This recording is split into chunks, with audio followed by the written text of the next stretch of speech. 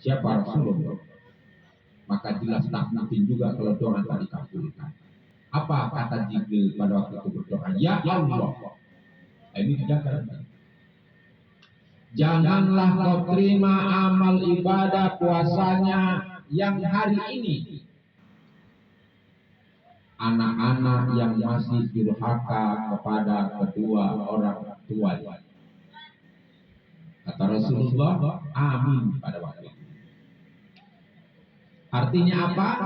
Begitu kita akan melaksanakan ibadah puasa, masih memiliki kedua orang tua, inilah terjadinya tradisi megang. Kita belanja, beli ikan, biasanya tak pernah beli ikan lembu, kita beli ikan lembu. Kita rendam lengkap mie dengan tauco, dengan nasi, dengan sayur gori, taruh dalam rantang.